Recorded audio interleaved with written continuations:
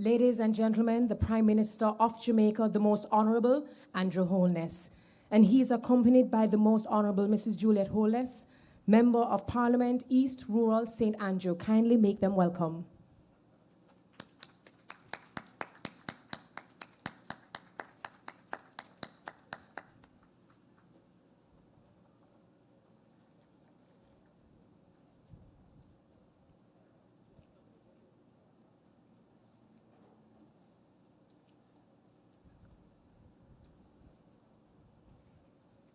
Please remain standing for the playing of the national anthem.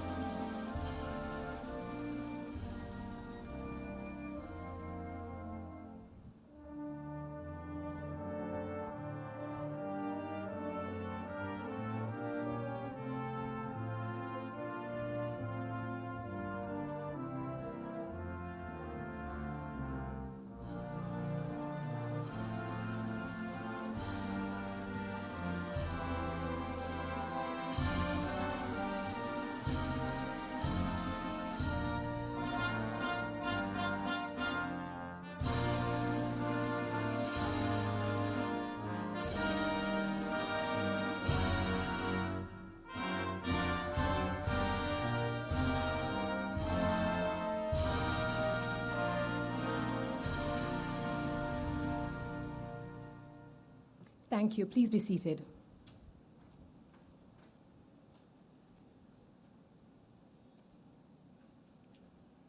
Ladies and gentlemen, the Caribbean Maritime University cadets.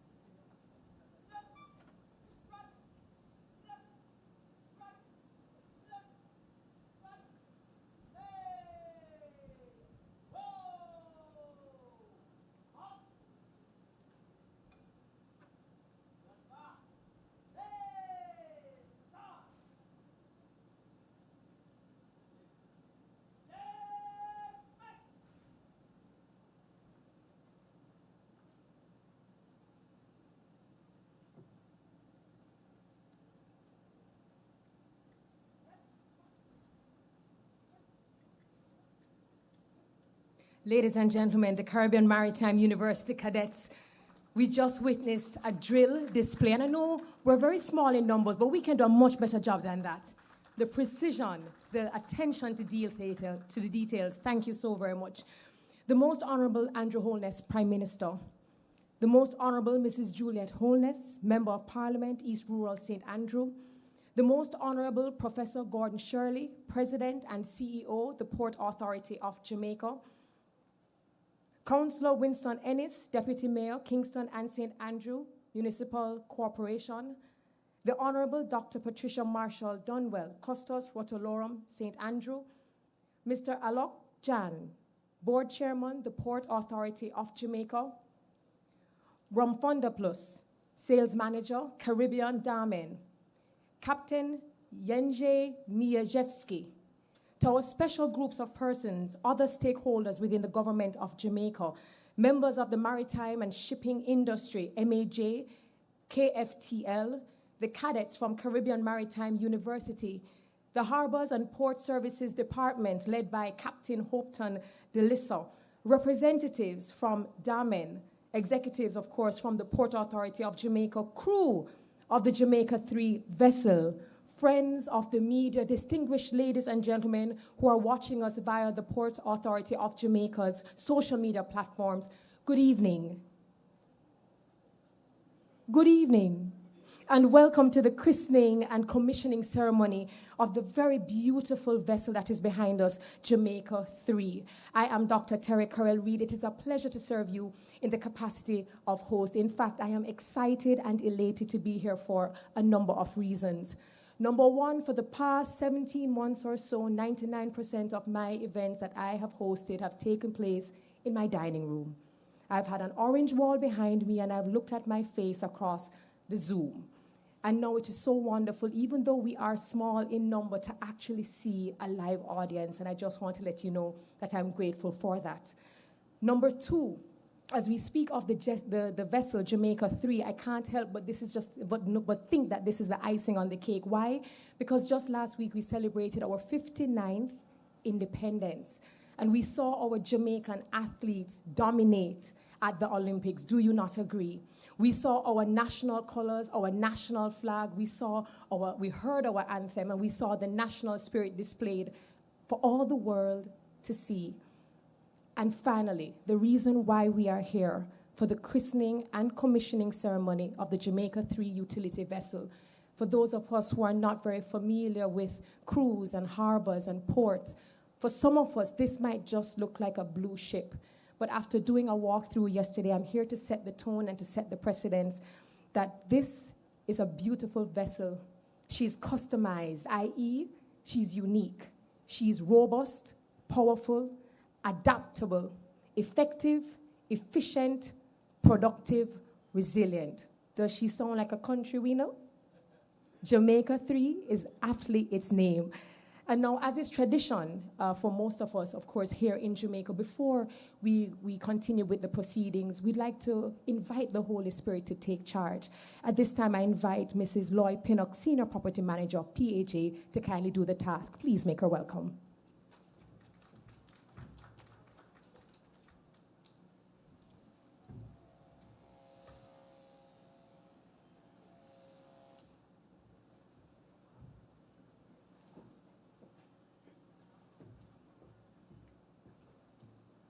Good afternoon. Let us pray.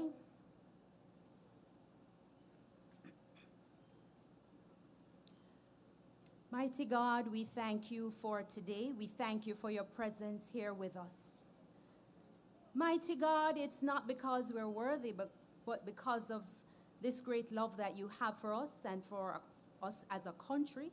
You have brought us here together to celebrate the commissioning and christening of this wonderful vessel. Mighty God, we thank you for the Port Authority and the purpose of the Port Authority. We ask that you bless this organization. We ask that you bless this nation, that you bless our leaders, that you bless our peoples, oh God. And even as we come to meet with other nations and to expand the industry, the maritime, the shipping industry. We ask, oh God, that this blessing will extend to all the other areas of this nation. It's in Jesus' name we pray. Amen.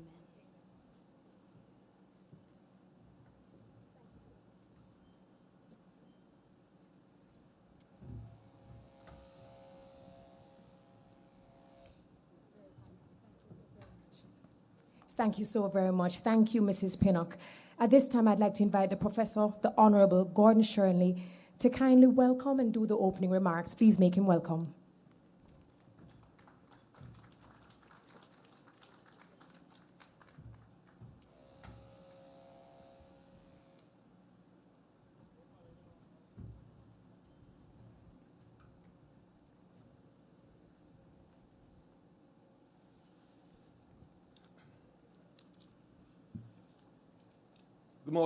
The most Honourable Andrew Holness, Prime Minister of Jamaica, the Honourable Juliet Holness, Deputy Speaker of the House of Representatives and Member of Parliament for East Rural St. Andrew. We are to be joined by the Honourable Michael Phillips, Opposition Spokesman on Transportation, the Honourable Dr. Patricia Marshall Dunwell, Custos Delorum for St. Andrew. Mr. Winston Innes, Deputy Mayor of Kingston.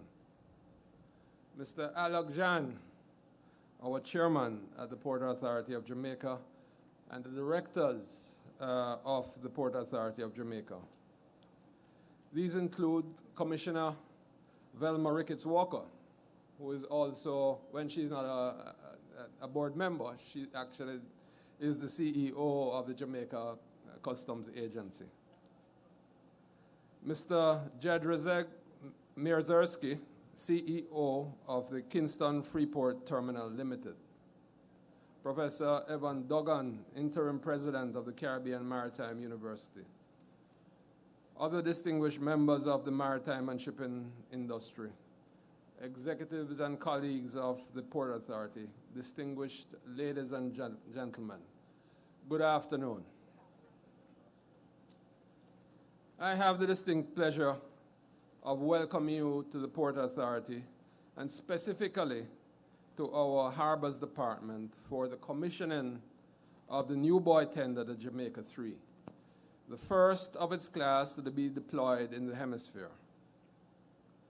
It is a vessel equipped with advanced technologies that provide it with great maneuverability, versatility, power, precision, which allows it to perform a range of activities that will substantially enhance the capabilities of our Harbours Department.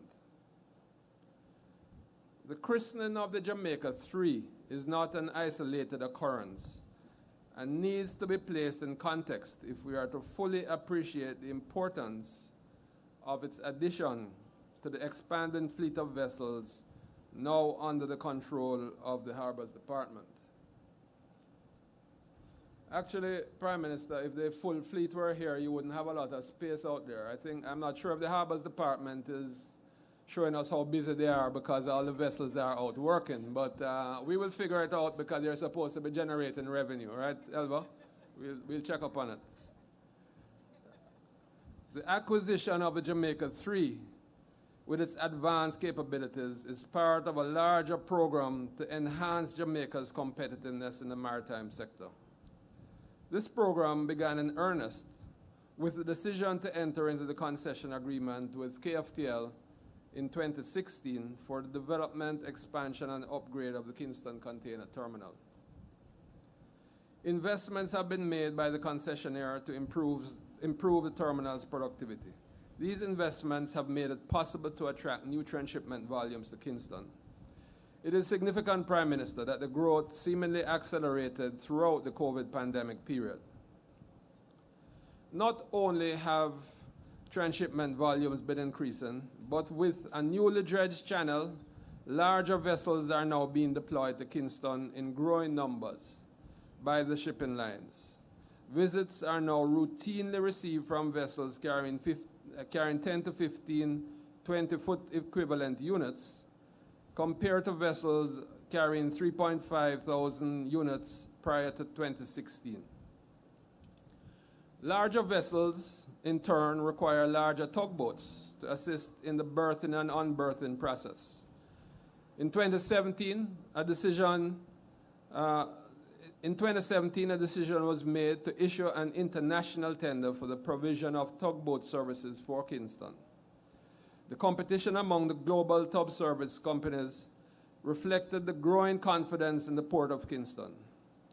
Arising from that tender, the PAJ entered into a concession agreement with Ocean Limited, a Canadian tugboat operator, for the provision of tug services, which has seen the new concessionaire deploying 2 new, larger tugboats to the Kingston Harbour. Already, Prime Minister, there is discussion underway for the deployment of a 3rd tug, given the increase in volume of vessels entering the harbour. To guide the large new cargo vessels safely to berth and back out to sea, our marine pilots have upgraded their skills and now are experts at the task of managing the berthing and deberthing of these mammoth ships. To ensure the safety of the pilots and the pilot boat crew, new pilot boats were acquired equipped with the latest technologies, and the new vessels are substantially more efficient and capable than the much older vessels that they replaced. With larger cargo vessels visiting Kingston in greater numbers, more visits of feeder vessels have followed. Kingston, Prime Minister, has visibly become a busier maritime center, and the trend is growing. To maintain the safe passage of vessels in Kingston and in our other harbors, it is important that our navigational aids, our buoys, beacons, top marks, lighthouses, are upgraded to incorporate the latest technologies and that they be efficiently maintained. Safety of all the vessels traversing in and out of our harbors is dependent on it. The urgent need for the acquisition of the Jamaica 3-buoy tender to replace the old age Jamaica 2 is a direct result of these development trends occurring in a more competitive Kingston Harbour that I have described. The evolution of the maritime sector in Jamaica, in Kingston, has also seen the increased demand for human resources to staff the new companies that are entering into the expanding sector. PAJ is pleased that in this environment we have been able to retain many of our outstanding managers, seamen, engineers, and technicians. We have recommitted to improving the training and to the re-equipping of our maintenance facilities in response to these developments. We have also commenced the design and engineering work for a new home for the Harbours Department. As this process to enhance the competitiveness of the Port of Kingston has unfolded, the PAJ executive team is grateful for the oversight provided by our chairman, Mr. Alok Jan, and our experienced, insightful, and dedicated board of directors. Your support also, Prime Minister, and that of the team from the Ministry of Economic Growth and Job Creation has been invaluable and greatly appreciated. As a Port Authority, we believe we stand tall among our peers across the region. We are proud of the work of the Harbours Department. We salute their achievements, and we are pleased with the further expansion of the fleet of maritime vessels with the addition of a new Jamaica 3. We applaud the steadfast commitment of our team here at Harbours and across the wider organization to achieving our vision of being the Western Hemisphere's beacon of maritime excellence. Thank you, ladies and gentlemen, and again, welcome to this afternoon's christening and commissioning ceremony. Thank you.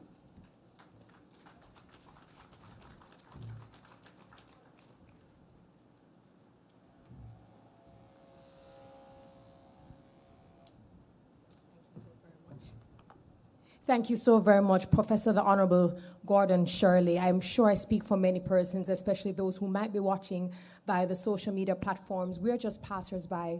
We pass the waterfront. You know, sometimes we stop, we look, but we take so much for granted. And listening to your address, your opening, your welcome remarks, certainly you don't take it for granted anymore, understanding that this is an entire ecosystem, that there is meaningful job creation, expansion, as well as retention, that there is technology and innovation that puts us right at the center of everything that happens. And I'm appreciative for the safety and the security that all of the seamen, the pilots, the crews are a part of. Thank you so very much for that. Now, speaking of pilots and the crewmen, you know, 48 hours ago, I didn't even know what a boy tender was.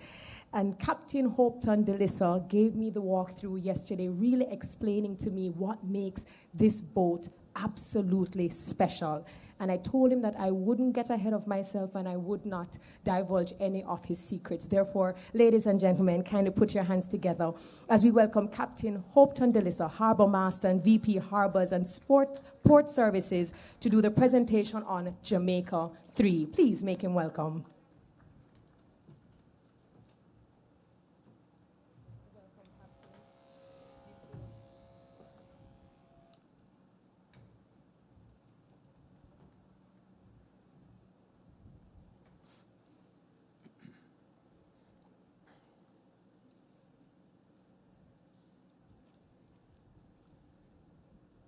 Prime Minister, the Most Honourable Andrew Holness, Most Honourable Mrs. Juliet Holness, Councillor Winston Ennis, Deputy Mayor, Dr. Patricia Marshall Dunwell, Mr. Alok Jan, Board Chairman of the Port Authority, and other members of the Board of the PAJ, Professor Gordon Shirley, our President, and other members of the Executive, members of the shipping industry, Mr. Van der Plas, our sales manager from Damen Shipyards. He's responsible for the Caribbean. Other distinguished guests, ladies and gentlemen, good evening. I'm sure many persons traveling along our coastline would have observed red and green flashing lights in many of our harbors and ports around the island. You may also be aware that these lights are there to mark the access channels which are critical to the safe entry and departure of vessels to and from our island's ports, and also to assist in the important role played by our marine pilots. The statutory mandate of the Harbour Master includes the establishment and the maintenance of all navigational aids around the island. And by that I mean the buoys, beacons, lighthouses, etc. The achievement of this mandate is, however, made possible with the use of a specialized vessel referred to as a buoy tender. The acquisition of this new vessel is therefore a resounding indication as to how zealously we protect the safety and high standard of our navigational system in Jamaica. Our new buoy tender, Jamaica 3, which replaces our old faithful Jamaica 2 of 42 years vintage, will not only perform tasks related to the maintenance of navigational aids, but will also act as a utility vessel. This means all the necessary activities associated with harbor maintenance can also be undertaken. These include pollution control with the use of oil spill cleanup and recovery system, and pile driving to accommodate marine infrastructure works. The vessel also has the capability of transporting large quantities of material and marine equipment, as well as being able to facilitate an increased number of personnel on board.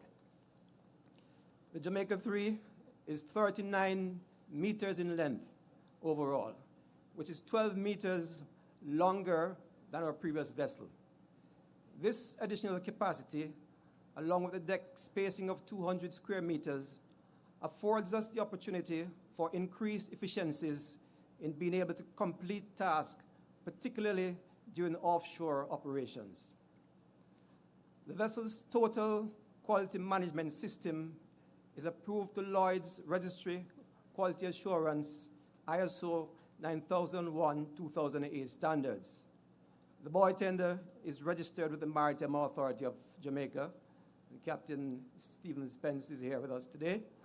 And it also complies with the IMO conventions and codes, as well as the ILO Maritime Labor Convention. She's fitted with two C-18 Caterpillar engines known for quality and reliability, bow and stern thrusters of 350 and 250 horsepower respectively, thus enabling additional maneuverability. Internal firefighting system, along with international shore connection, has added safety features. Wastewater treatment system, which complies with shipborne environmental standards. One 9-ton capacity deck crane for lifting in marine operations, which can also be operated remotely. Other features of the vessel include an A-frame of 5,000 kilograms safe working load, which may be utilized in pile driving projects, after-deck towing winch of 10-ton capacity, accommodation and safety equipment for 20 persons. This vessel, as you heard, is technologically advanced and is fitted with an integrated navigation system comprising sophisticated nautical, navigational, and communications equipment. Among the main features of this vessel is a dynamic positioning system which allows the vessel to remain in the same position irrespective of the weather conditions. This feature will certainly help to increase our operational efficiencies, as there will be reduced time loss arising from adverse weather conditions. Ladies and gentlemen, it has been a long, hard road from the time the acquisition of our new vessel was conceived to the time it became a reality today. A great deal of sacrifice and resources had to be called upon to keep the old vessel in a serviceable and seaworthy condition. The arrival of this much-needed replacement vessel is therefore very timely. In this regard, I would like to thank the government of Jamaica for its approval of the purchase some 2 years ago. It took 16 months to construct this vessel. Special thanks to the board of the PAJ, to our president, Professor Gordon Shirley, and the executive team for the many hours spent in making this a reality. To the captain of the vessel, Captain Helps, and our senior technical services manager, Mr. Carl Scott, who both worked assiduously along with their support team at every stage of the construction. Finally, thanks to Dam and Shipyards for their cooperation and flexibility during the construction. Ladies and gentlemen, we are in the process of revamping our maintenance system and to optimize our operational thrust. Our objective is to utilize this valuable asset to further enhance Jamaica's navigational system in fulfillment of our mandate. Our aim is to embrace best practices and demonstrate to the rest of the world that we can indeed benchmark traditional maritime nations in achieving the goals as set out by the International Association of Marine Aids to Navigation and Lighthouse Authorities, of which Jamaica is a member.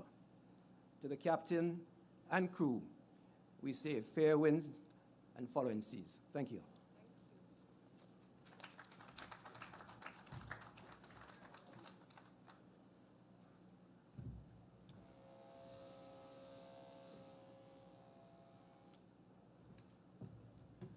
Thank you so very much, Captain Delissa. It's interesting. Yesterday when I was speaking to him, he showed me where the Jamaica 2 vessel, which is the older vessel, is now situated. And he said, you know, that's the old girl. She's done all she could, but now we're putting her in the back, and now we're bringing new space to the new girl. And, you know, I said, I didn't really like how that sounded. And he looked at me and I said, be very careful, because Jamaica 2 is just a mere 2 years older than I. So be very, very, very careful. But thank you so very much, Captain. You're such a gentleman. Thank you so very much for laying it down easy on me. A high standard of security, powerful quality, availability, environmentally conscious. I don't know if Captain Delissa actually mentioned that, but that was a huge part for me. Technologically advanced, efficient, and productive. And this was built in 16 months. Quite a feat. But we know that even though this vessel is beautiful and she sits on the dock right behind us, that without an exceptional crew, it means nothing. Therefore, I would like to just ask you and encourage you to kind of put your hands together as we acknowledge the crew, Jamaica 3 crew that is sitting there to my left. I tried to come here looking as dapper as I could possibly, and the crew has completely made me know that I tried, but I failed to outdo them. Thank you so very much for your service.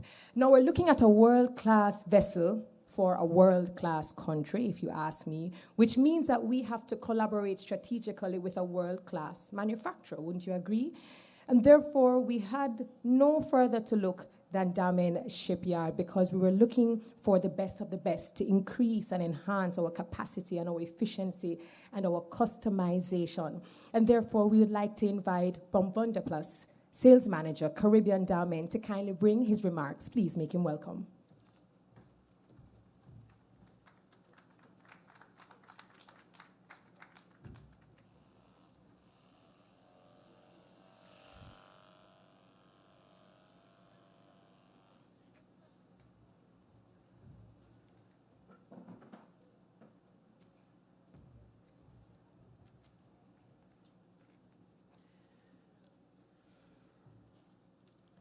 Good afternoon to all.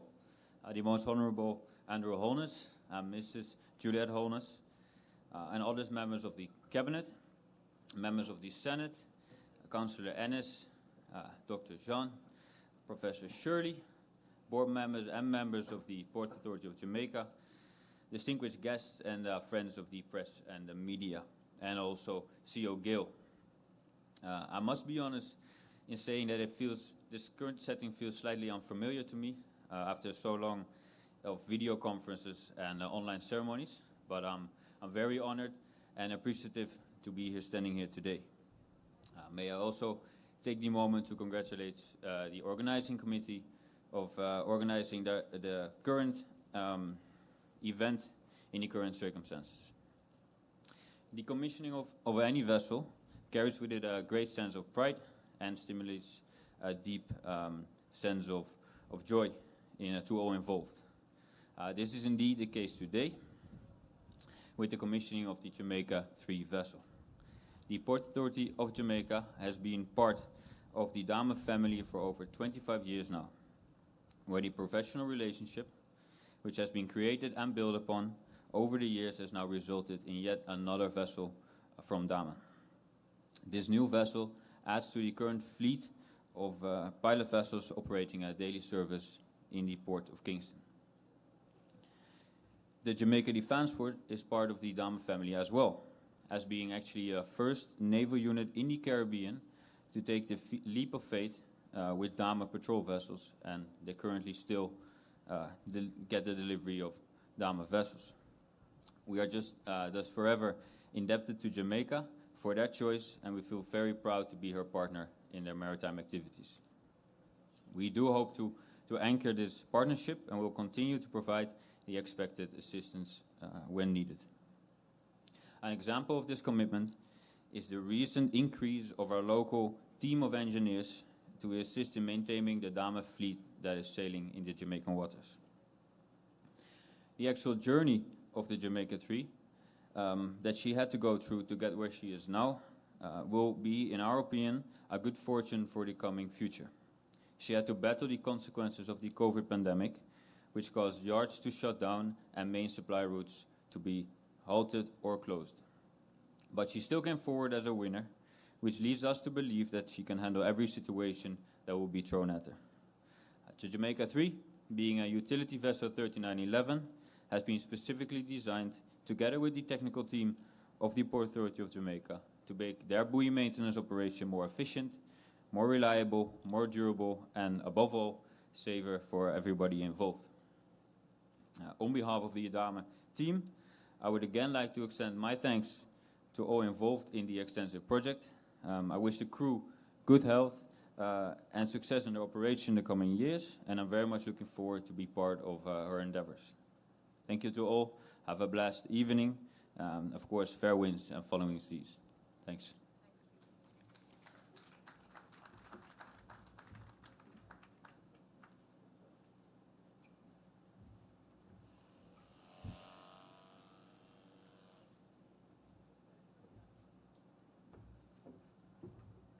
Thank you so very much. We appreciated the collaboration. What I was also told yesterday is that the after-service sales is where Damen really does a great job. So it doesn't just stop with the procurement, thank you very much, but it is the technical support and the assistance that you offer after the sale. So thank you so very much for that collaboration.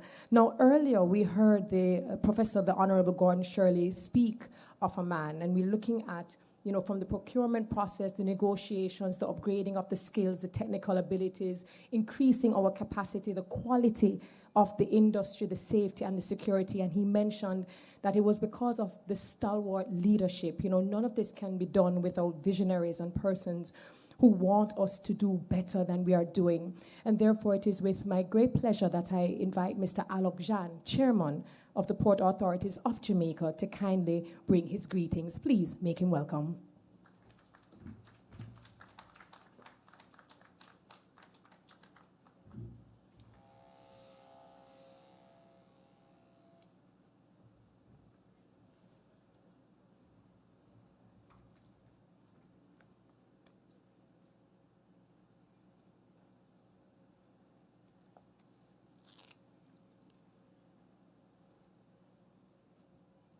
Thank you, Madam Master of Ceremonies, the Most Honourable Andrew Holness, Prime Minister, Most Honourable Mrs. Juliet Holness, Member of Parliament, Mr. Winston Ennis, Deputy Mayor, Honourable Dr. Patricia Donwell, Custos Rotolorum for St. Andrew, Professor the Honourable Gordon Shirley, President and CEO of the Port Authority, Mr. Bram van der Plas, Sales Manager, Caribbean Damen, Captain Hopton DeLisso, Harbour Master and Vice President, Harbour and Port Services, Port Authority of Jamaica, fellow directors of the board, executives, members of the maritime and shipping industry, distinguished ladies and gentlemen, good afternoon. The Port Authority of Jamaica is zealously committed to our mission to be developers and regulators of world-class facilities and services that ensures sustainable growth of Jamaica's maritime industry and deliver maximum satisfaction to all our stakeholders. The past year has been challenging for everyone, having to operate within the context of the uncertainties surrounding the COVID-19 pandemic.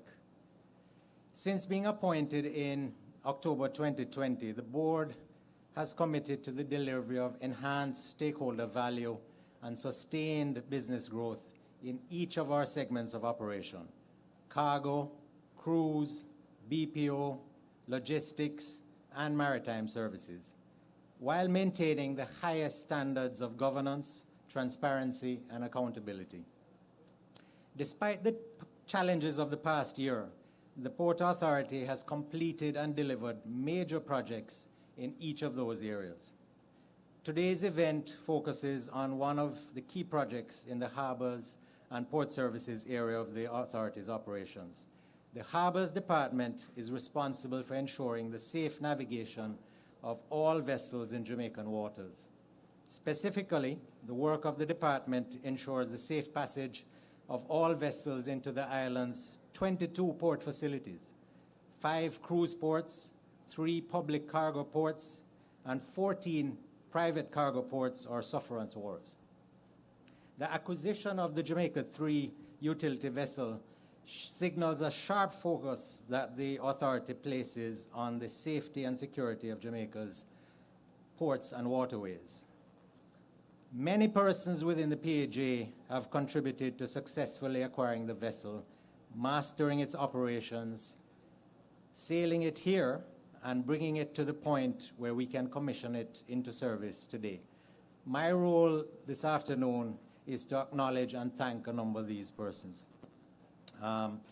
First of all, let me acknowledge the role of the board that I have had the distinction of leading since October 2020. Our projects committee, chaired by Mr. Littleton Shirley, with a membership team of Messrs.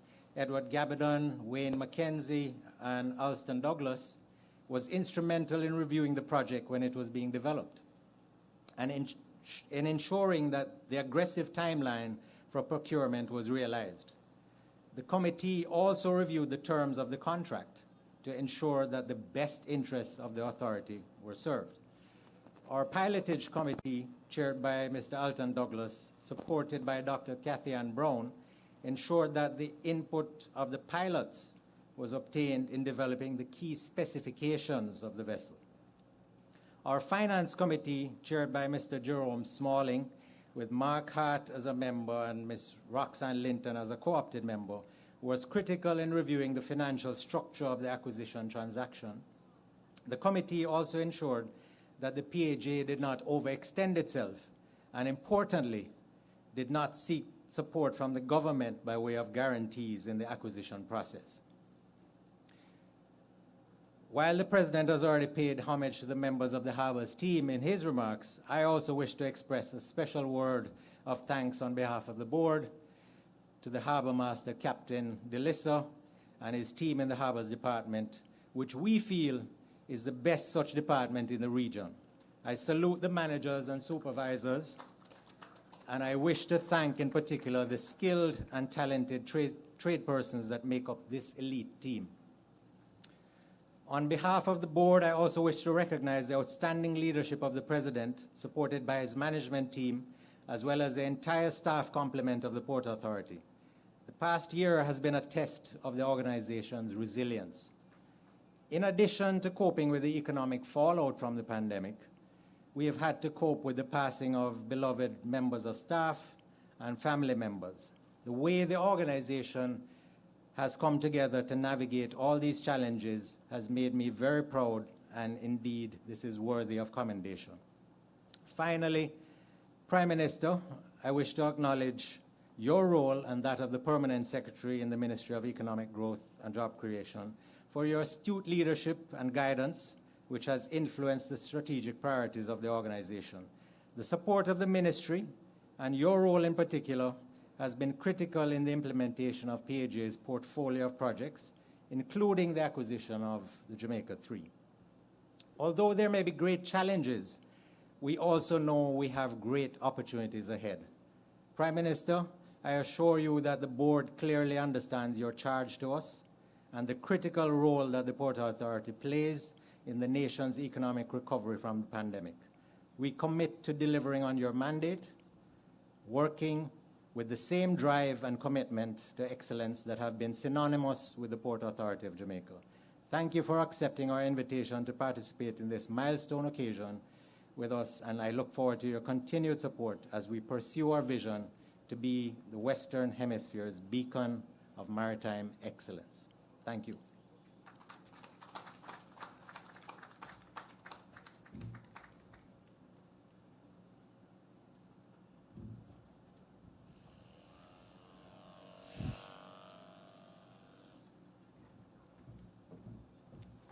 Thank you so very much, Mr. Jan. Beacon of maritime excellence, governance, transparency, accountability, quality, and delivering even within an aggressive timeline. And it's interesting, I knew that the process took 16 months, but it slipped over me the fact that this was also during a pandemic. The fact that you had to keep the crew and all the persons who were a part of this process safe, their families safe, but to still meet that timeline absolutely is an example of excellence, excellence in leadership and in collaboration. So congratulations to you, the board, and the entire team. We appreciate the effort. Do you not agree? Do we not agree? All right, we're going to break for a musical presentation, but I wanted to introduce you to this fantastic gentleman who I met earlier, Daniel John Jackson. Never forget that name. Disciplined and soulful saxophonist with 10 years of experience in musical arrangement, performance, and ministry. He loves to use his gift to bless souls and making sweet melodies with his saxophone, which brings him joy and fulfillment, thus making him a sought-after saxophonist for some of Jamaica's most sentimental and influential events. Ladies and gentlemen, kindly put your hands together and welcome Daniel John Jackson.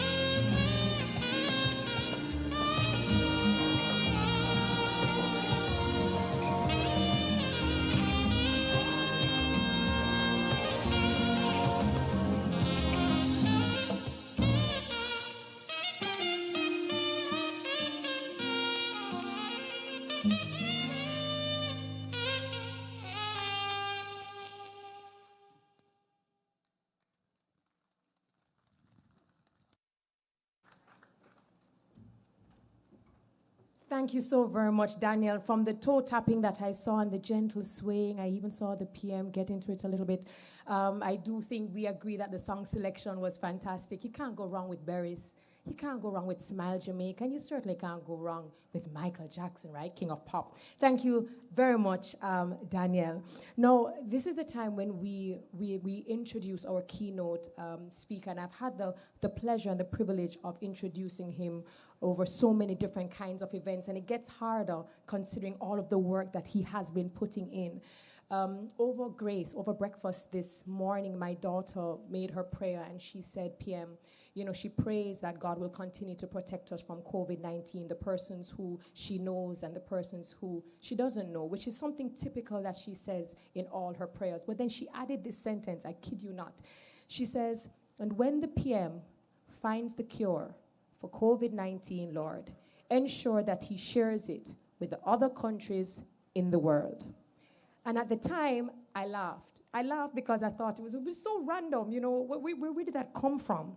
But when I really gave it a lot of thought, what it is saying, she's 9 years old, what it really is saying is that she has the belief, that Jamaica and a leader of Jamaica has the possibility and the power of finding the cure. You have to understand how that is a big deal, that we're not looking outside of our borders to be our saviors, but the fact that she's saying that, hey, I believe that we have the capacity to do so, and that we have a leader here who, when he does find it, no pressure, PM, but when you absolutely do it, then it is our duty, and I believe it is in our national pledge as well, to look out for the welfare of all of mankind. And so I realized that her prayer actually could very well be prophetic. I'm not too certain. But just to let you know that, that we see all the work that you do. And for those of us who do not have the pleasure of seeing the Prime Minister and knowing the Prime Minister, he has always pledged to build real partnerships.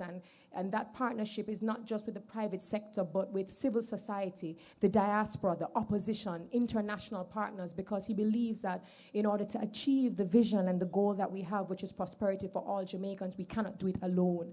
And therefore, that collaboration and partnership is absolutely important. And it comes through economic growth and creating meaningful jobs.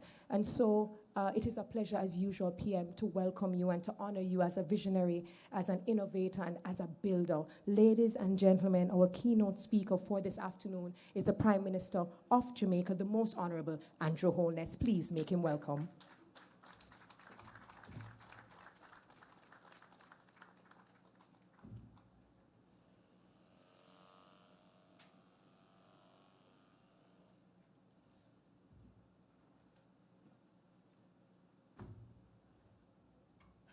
Before I begin, let me say for the press and the cameras that are here, all COVID-19 protocols have been observed. In true shipman-like fashion, well-disciplined, well-ordered. And Terry, thank you for your mastering of the ceremony. And I believe that we could enlist your daughter to assist us in our vaccination campaign, because indeed we have a solution to this problem, and that is for us to take the vaccine. So while I'm here, I do recall that I had a little note written from some employees of the Port Authority asking, at the time when we had a scheduling for vaccines, asking to be placed on the schedule, and I thought that was a great thing. So I would suspect, Professor Shirley, that all your staff members have by now taken advantage of the open season for vaccines. If not, I would encourage you so to do. And indeed, since I have this platform, and I am probably being carried by the media, to again make the appeal to all public sector agencies, their staff, management, to take the vaccine. I recall when the vaccines just came, and I was being criticized for not being the first to take the vaccine. And obviously, we did that because we wanted to set the principle of taking it when your turn comes. So we started out first by ensuring that our 60 and over, that our frontline workers, that those persons had the vaccine. And then, of course, when it became my time, I was first in line, and I took the vaccine. And I was hoping that having taken the vaccine, that I would then see a lot of other persons following. Yes, we have had quite a number follow. We are not quite at 10% of the population fully vaccinated, but we are heading there. We have enough vaccines now and enough vaccines scheduled to come. Please go out and take the vaccines. Thank you for allowing me to use this platform to deliver the message of taking vaccines. So allow me to acknowledge the Most Honourable Juliet Holness, Member of Parliament, Deputy Speaker, and one other important role, my wife. Our Deputy Mayor,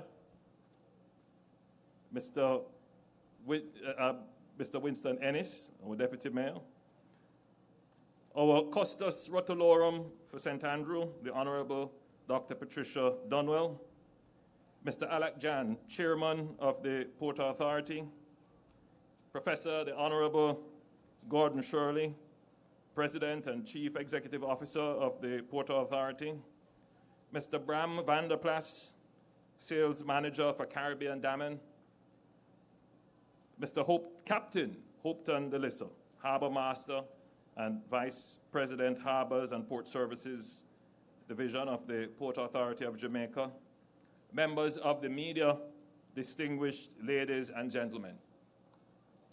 Today I have the pleasure to be here for the christening and commissioning into service of a brand new utility vessel, the Jamaica 3. The science of navigation has improved tremendously in recent years. Not only has it become more precise with the advent of GPS, but with the newer differential global positioning system, we can calculate accurate navigational positions down to centimeters. I don't know if you need to do that on the sea moving so roughly, but I suspect the crew would appreciate the precise locational capabilities of the technology which is on this ship.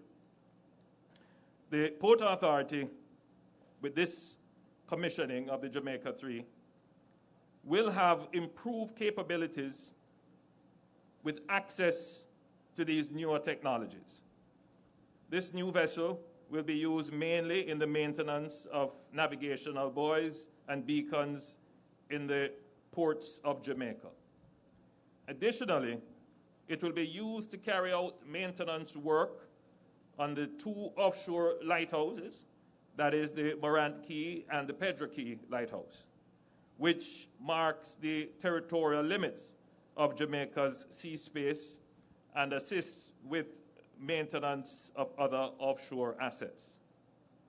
The acquisition of the Jamaica 3 is in line with the government's thrust to modernize public infrastructure and to leverage technology. As a country, we have underinvested in infrastructure and equipment over decades. I want to reflect on this point a bit. In driving down to this location, my team went on to East Street and we came down to this location. And it's quite clear that there has been significant disinvestment in our physical infrastructure, in our buildings, in our downtown waterfront area. And that disinvestment has not just been in our real estate infrastructure, but it has also been in other critical infrastructure for the good management of the country. And the point that we make here is that capital expenditures were sacrificed as the budget was overwhelmed with recurrent expenditures and by debt service costs. The fiscal discipline over the last several years has enabled us to prioritize capital spending to improve our infrastructure and truly position ourselves for growth. When I assumed responsibility for the Ministry of Economic Growth and Job Creation, one of the key questions I faced was, how do we use a state agency like the Port Authority of Jamaica as a catalyst for development and growth in a sector where Jamaica has a competitive advantage, but where the potential has yet to be fully realized? And that is a question that I ask of all the government agencies. So in the same way I've asked this question of the Port Authority, I've also had to ask this question of the National Housing Trust. How can we use your budget to increase capital expenditure in housing, for example? And we ask the same question of the UDC. How do we use your budget and your assets to improve capital investment in the country?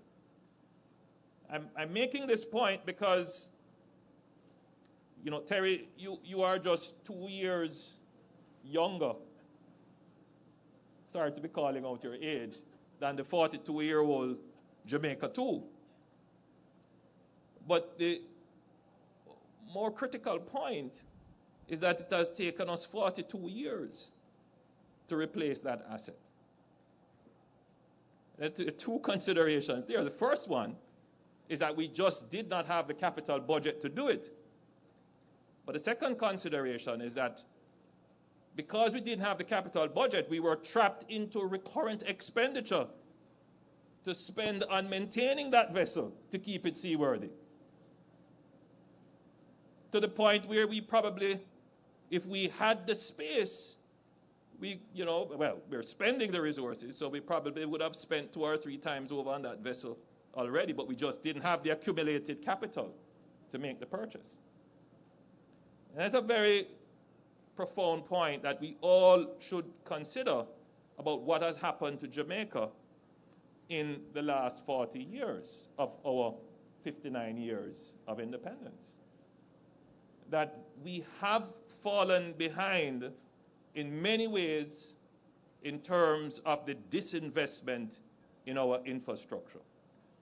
And 10 years ago, when this country made the decision that we are going to, as one country, one decision, not a partisan decision, everybody agreed with this, that we are going to ensure that all our economic decisions are on the basis of fiscal discipline. And now we are reaping the dividends from that national decision around good fiscal management of our public affairs. That we are now able to make capital investments like these. And of course, Mr. Van der Plas pointed out that this is not the only ship that we are investing in. Recently, the Jamaica Defense Force would have received another offshore patrol vessel, which would have increased its fleet. That is, of course, to assist us in our national security, and having vessels like these, plus the resources of the Coast Guard, helps us now to really focus on the maritime economy, the blue economy. And these investments are not for show. The taxpayers looking on might be wondering, so how is this going to help me? And oftentimes, when you are in fiscal crises, you have to make decisions that are more short-term than long-term. And short-term decisions only help you in the short term. And so, because it's very difficult to get people who are poor and suffering to think long term, especially in fiscal crises.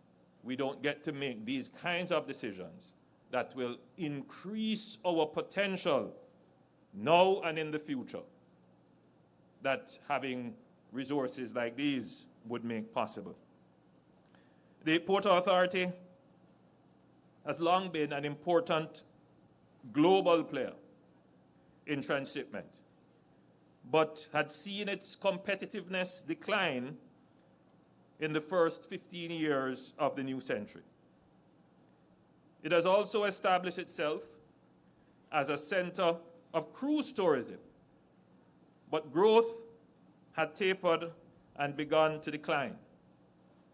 There were several contributing factors, including the global financial crisis in the first decade, and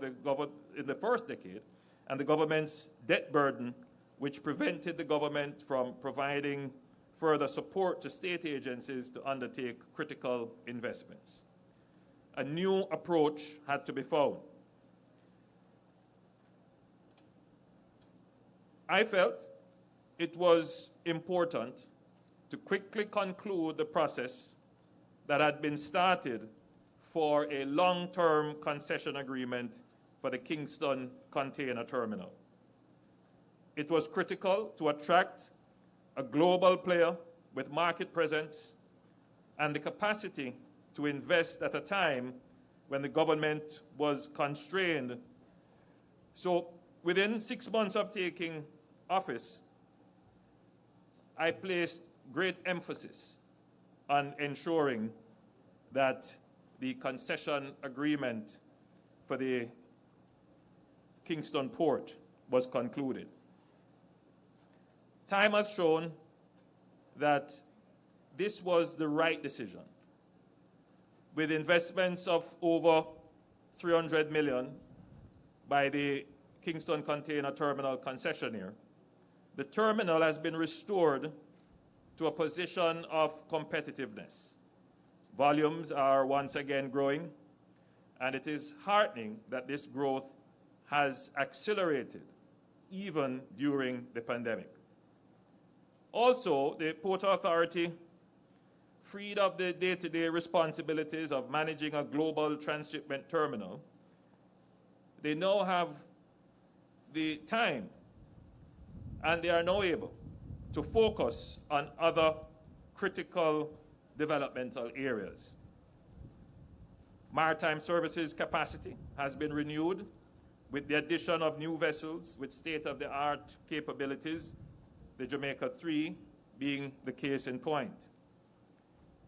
Jamaica is the first country in the region to have a fully functional port community system with an electronically integrated sector: terminals, shipping agents, brokers, truckers, and warehouses. Cargo clearance times have substantially improved, and the Jamaica Doing Business Index has advanced significantly. Significant investments have been made in Montego Bay Cruise Terminal, which now houses 2 berths. The terminal also serves as host for the LNG storage and regasification center serving the Montego Bay power plant.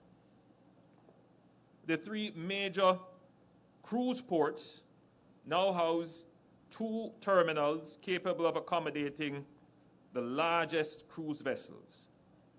A new cruise terminal has been established at the historical Naval Dockyard in Port Royal, of which I am particularly proud, which was a significant milestone that brought cruise tourism to Jamaica's south coast. Cruise volumes have grown substantially over the past 5 years, excluding last year, of course, because of the pandemic. The BPO sector has been expanded. The Port Authority, in making investments in these nearshore logistics services, has put in significant investments there.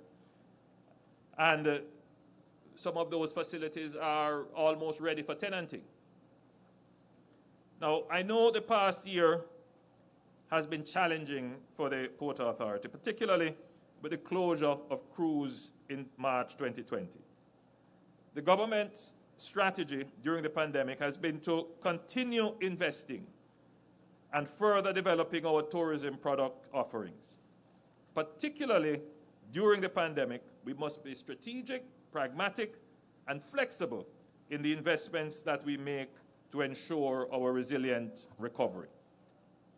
Jamaica was awarded the world-leading cruise destination at the 2020 World Travel Awards, and I'm pleased to see that the Port Authority of Jamaica has been investing in infrastructure projects to further cement this status. For example, the New Hamden Wharf Artisan Village in Trelawney will enhance the Falmouth experience for both visitors and residents and the town itself. Investments have been made in improving attractions around Falmouth and to create an ambience that is welcoming for tourism. In Ocho Rios, a new promenade has been built which connects the Reynolds Pier to the fishing village and to the town. The Ministry of Health and Wellness and the Port Authority have been jointly working on protocols that will allow us to resume cruise operations safely. It is a challenge. There are concerns about the return of cruise shipping to the island from a public health standpoint. But of course, if you were to talk to the attractions, if you were to talk to the craft vendors who have not had income from cruise in more than a year and a half, and how difficult it has been for them to survive, you would understand the difficult balancing act that the government has to undertake. Lives and livelihoods. And Professor Shirley and Chairman Jan can tell you that it is a struggle, and I use that word without any quotation marks, to come to the position that will satisfy both concerns. I believe we are close, I believe we are there, and we are expecting to have cruise shipping return to Jamaica very soon with strict protocols that will enable persons who have had their livelihoods decimated by the pandemic to have some hope even. And at the same time, with the maintenance of the protocols, that no life is lost because of complacency or carelessness. These are the challenges we face. But we cannot continue, and I will say it here at the Port Authority, in managing the pandemic by always shutting down. Shutting down has serious financial implications and increases the fiscal risk to agencies and statutory bodies like the Port Authority, who they are not funded by the government. They are funded by revenues generated from their operations, such as cruise. And without that revenue, their balance sheet, their daily operations are imperiled. So the government has to be thinking very carefully now how we put in place measures in managing the pandemic from a public health standpoint, but also ensuring that we do not create fiscal risks in our public sector bodies by affecting their ability to function and their revenues. So the government is taking a kind of long-term strategic view and thinking as to how this will be done, but there has to be a pivot in the management of the pandemic.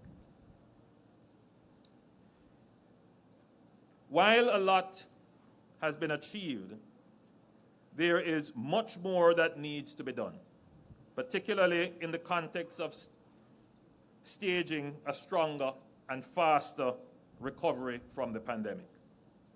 I have therefore charged the board of the Port Authority of Jamaica with accelerating the development of the near-port logistics sector.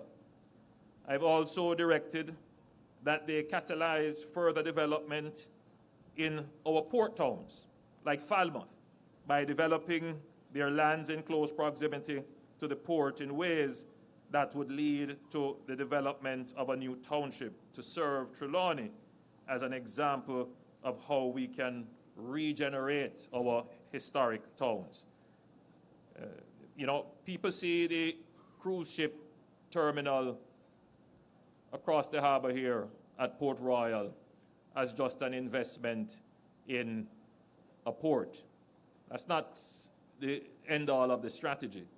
This is about the redevelopment of the entire Port Royal.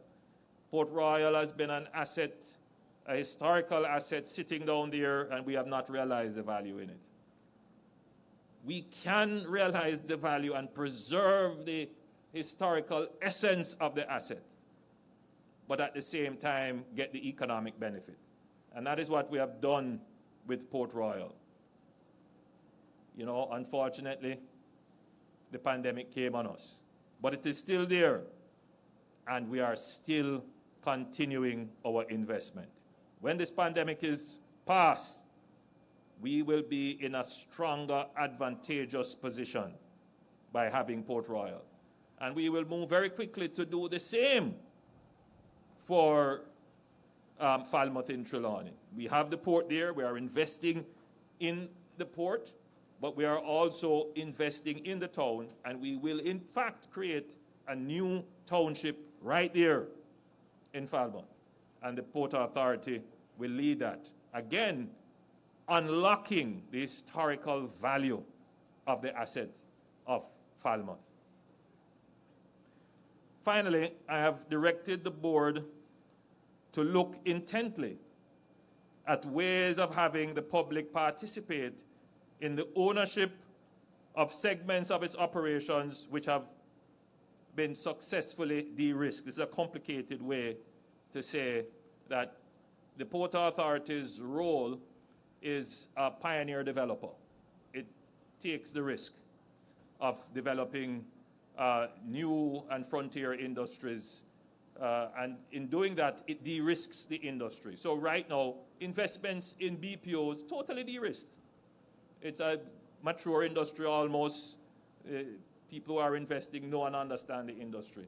There's no reason why the Port Authority needs to have resources tied up in assets in that industry for much longer, because there are other frontier activities that it needs to get involved in.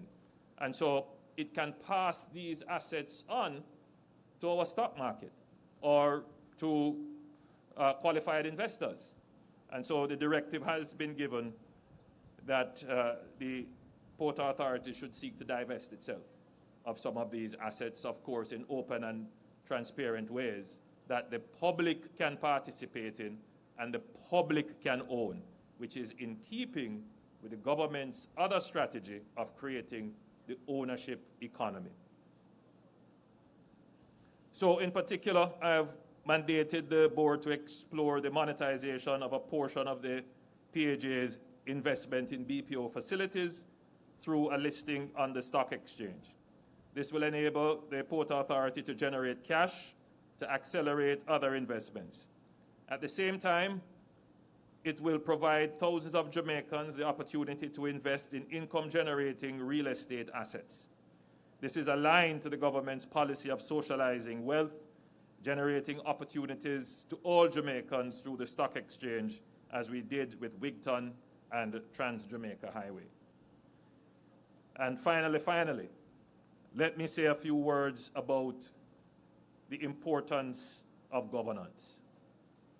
Good governance is at the heart of any successful business. It is essential for a company or organization to achieve its objectives and drive improvement.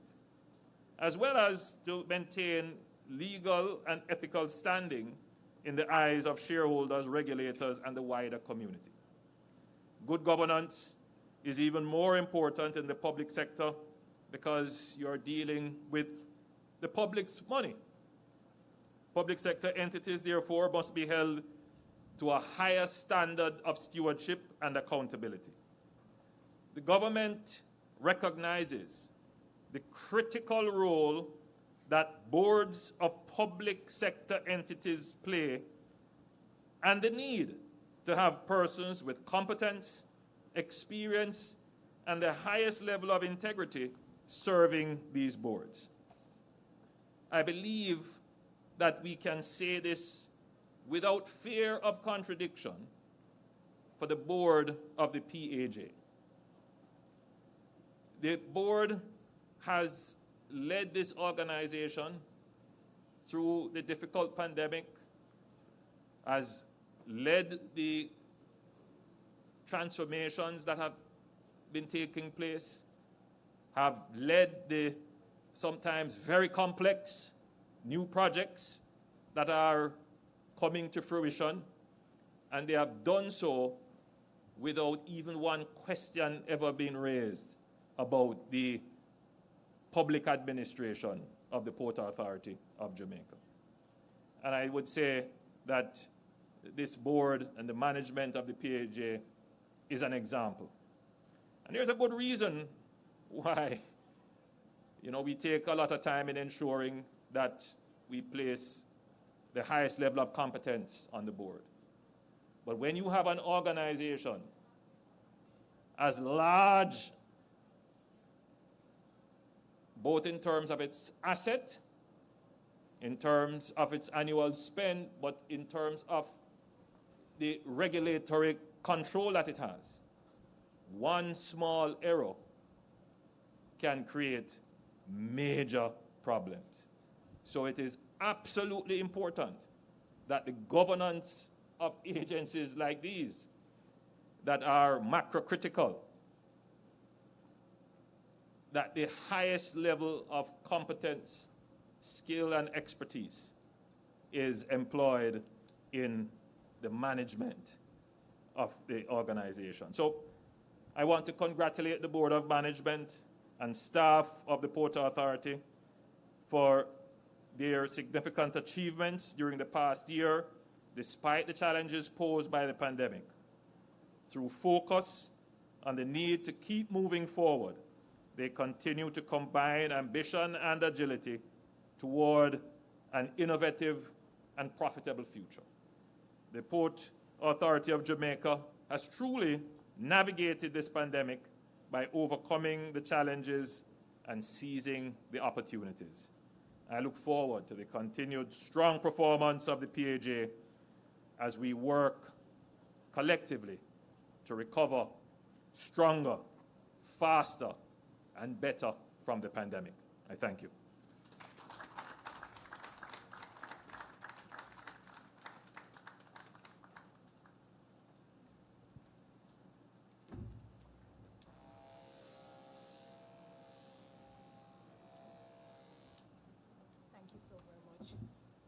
Thank you so very much, Prime Minister. I'm just going to take the opportunity to use this platform to say that I am fully vaccinated, and I certainly wear it with a badge of honor, and I echo your sentiment in all of us trying to take responsibility for ourselves and the persons who we come into contact with. Thank you so very much. Good governance is at the heart of any business. Thank you very much, and congratulations again to the PAJ.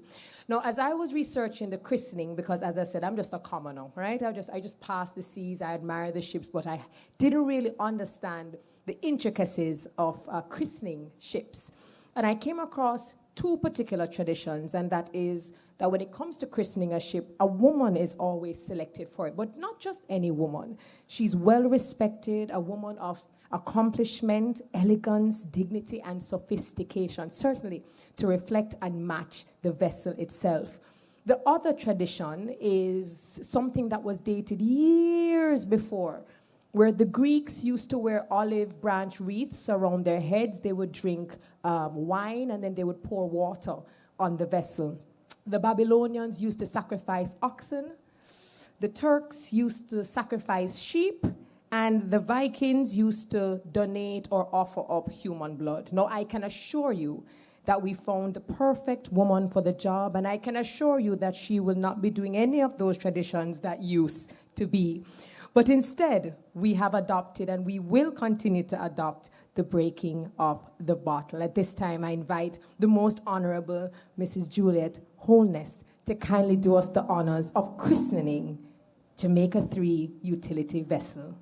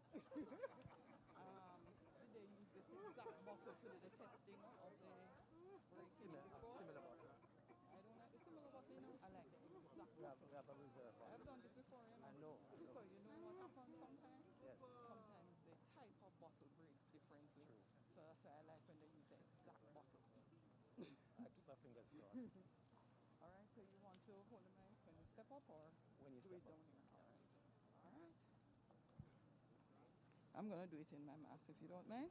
Yeah, sure.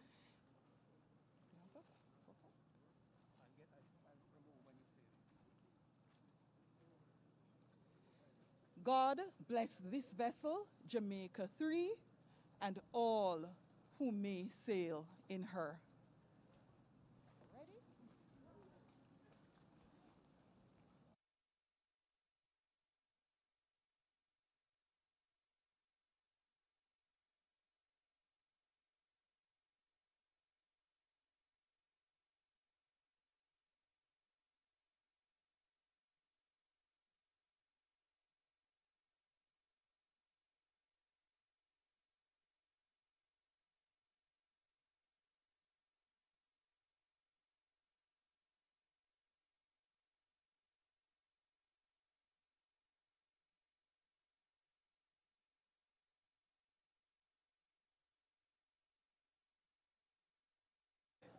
Congratulations. No, I saw the confetti. I'm not too certain if the confetti was to come afterwards, but that was absolutely fantastic.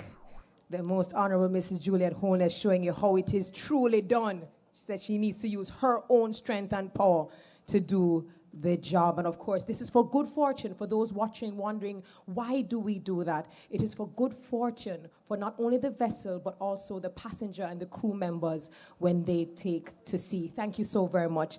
At this time, I would like to invite Mrs. Hortense Ross Inararti, Superintendent of Pilotage, PAJ, to kindly do a presentation to the Most Honourable Mrs. Juliet Holness.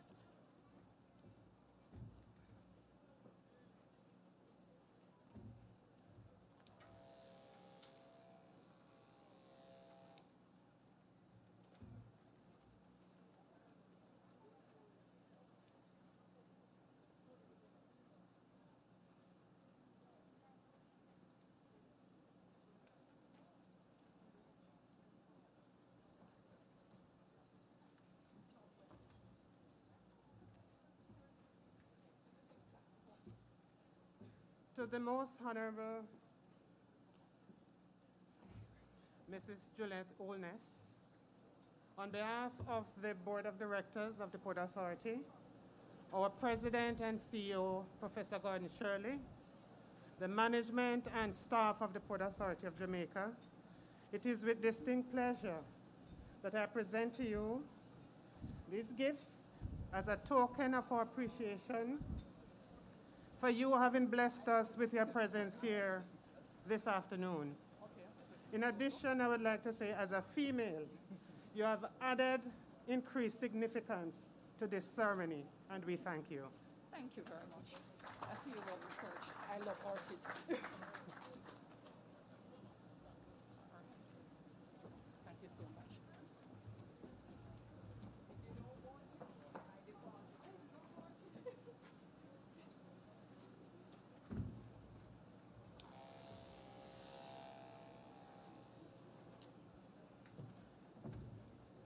Thank you so very much, Mrs. Hortense Ross Inorarity. And I was just making it very known to the Most Honourable Mrs. Juliet Holness that if she certainly does not want to accept the orchids by right, by default, the Master of Ceremony absolutely accepts.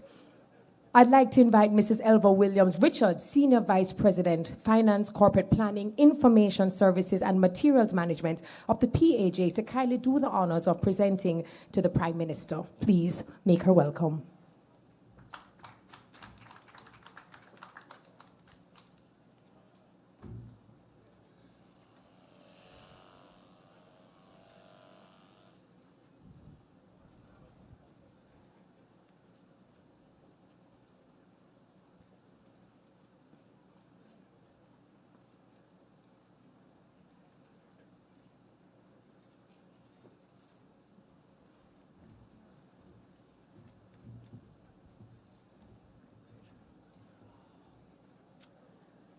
So, the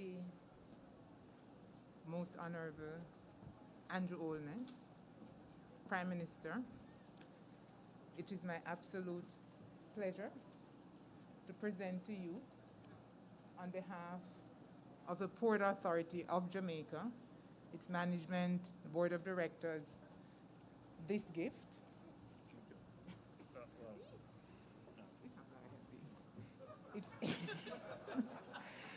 It's a token of our appreciation for your attendance to this ceremony and participating with us. We thank you.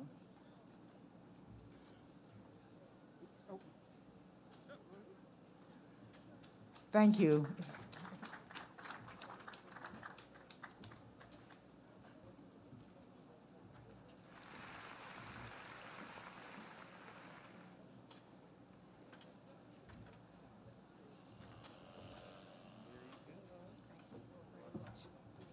Thank you again, Mrs. Elva Williams Richards. We've come to the end of the program, but certainly it would be remiss of us to leave without moving the vote of thanks. I introduce and I welcome, I invite to the stage Mr. Mervis Edgehill, Senior Vice President, Engineering and Port Development of the PAJ, to kindly do the honors. Please make him welcome.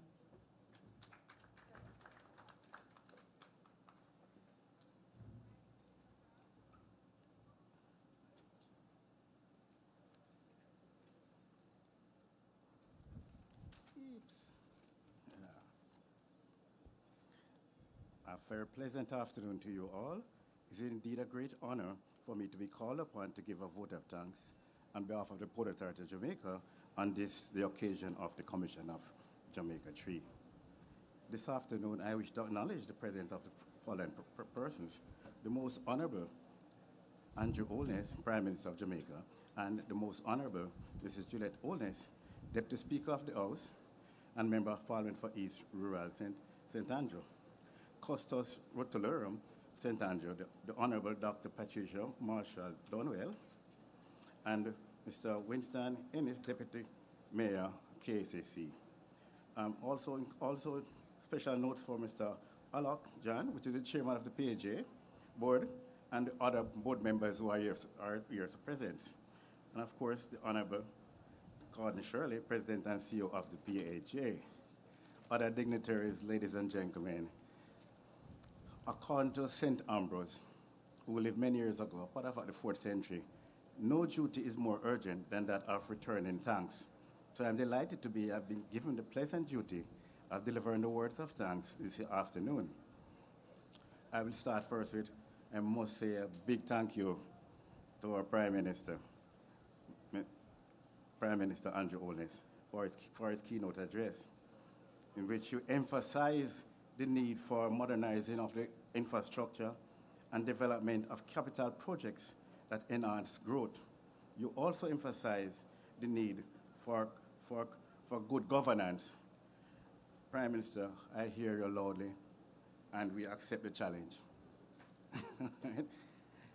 We're also inspired by, express our gratitude to the Most Honourable Mrs. Juliet Holness for a role you displayed this afternoon, the Christening of the Jamaica 2 utility vessels. Sometimes you need to push the thing a little harder. Special thanks, of course, to Mr. Alok John, which is the chairman of the Port Authority Board, for his continued stewardship of the PJ Board. And I also include other members of the board who are here present, okay? And thanks, of course, to the Honourable Gordon Shirley, President and CEO, whose inspiring leadership in these turbulent times has stimulated us to achieve our goal, as demonstrated on this occasion. My colleague, Captain DeLisa, who has steered the process from inception, a big congratulations, Cap, to you. A big thanks should also go to the cadets of Caribbean Maritime Institute for the delivery of a well-coordinated drill which was poetry in motion. Mr. Daniel John Jackson, saxophonist, for his wonderful rendition of a series of medley. It's really well done. Of course, our partners, Mr. Van de Pas, representing the manufacturers domain, who has demonstrated cooperation with the PJ throughout the entire process. I must offer special appreciation to Mrs. Lloyd Pinnock for her inspiring prayers, which we all need at this time. Last but not least, to our master of ceremony, Dr. Terrell Reed, who flawlessly took us through this afternoon function. We say a big thanks. And sorry, the final now is really a thanks to the PJ staff, in particular the Harbours Department, who were directly involved in this thing from the inception. Thank you all.